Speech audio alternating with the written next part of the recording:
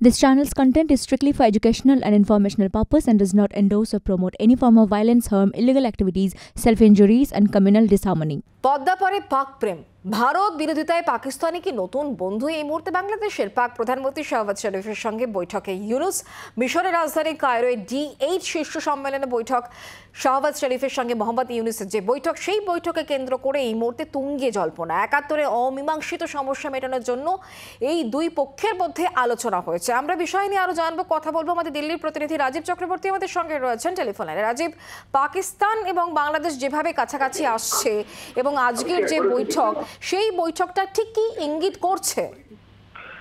দেখো, এই বৈঠকে একটা বিষয় স্পষ্ট যে ভারত বিরোধিতায় পাকিস্তান যে বাংলাদেশের পাশে রয়েছে সেই বার্তা দিতেই মোহাম্মদ ইউনুসের সঙ্গে একদিকে যেমন পাকিস্তান তারা সখ্যতা বাড়াচ্ছে, তেমন মোহাম্মদ যিনি বাংলাদেশের অন্তর্বর্তী সরকার বা তদারকি সরকারের প্রধান, তিনিও পাকিস্তান সখ্যতা দেখাতে তিনি তৎপর এবং এই লক্ষ্যে তিনি আজকে বৈঠক এবং সেই বৈঠকের যে তাদের যে অমীমাংসিত সমস্যা রয়েছে 1971-এর, সেগুলি মেটানোর জন্য তিনি তৎপর হয়েছেন।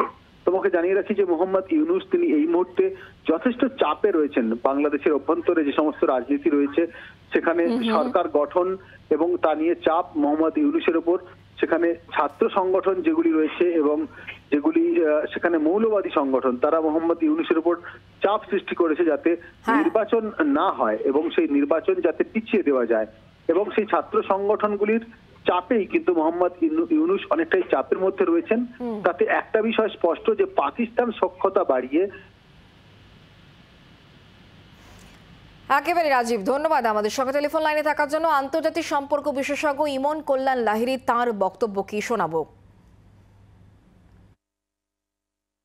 পাক মদতে ইউনুস জামাতকে সঙ্গে নিয়ে সরকার চালাচ্ছে, এটা নতুন কিছু নয়। কারণ ইউনুস এতদিন হয়ে গেছে, ইউনুস ভারতের সঙ্গে সমঝোতা বা ভারতের সঙ্গে যোগাযোগ রাখার কোনো বার্তা দেয়নি।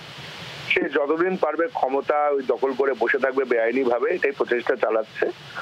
তো পাকিস্তান জঙ্গি সংগঠনের সঙ্গে সে যোগাযোগ রাখবে, এটা স্বাভাবিক, এটা তো নতুন কিছু নয়।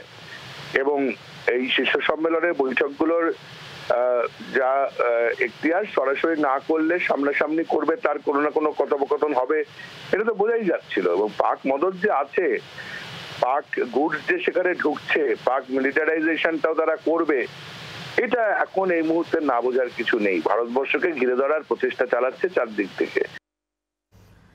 বাংলাদেশের উপ প্রেস সচিব আজাদ মজুমদার, তিনি এই বিষয়ে কি বলেছেন শোনাবো। আর 5টি দেশের সাথে বাংলাদেশ যেভাবে সম্পর্ক এবং সহযোগিতা চায়, পাকিস্তানের সাথেও সেরকম সম্পর্ক বৃদ্ধি এবং সহযোগিতা বৃদ্ধির জন্য আজকের এই বৈঠকটি আয়োজন করা হয়েছে। এটি একান্তই বাংলাদেশ এবং পাকিস্তানের বিষয়। এর সাথে অন্য কোনো দেশের সাথে বাংলাদেশের সম্পর্ক কি হবে তা কোনোভাবেই সম্পর্কিত নয়। বাংলার আওয়াজ, বাঙালির আবেগ, জি 24 ঘন্টা।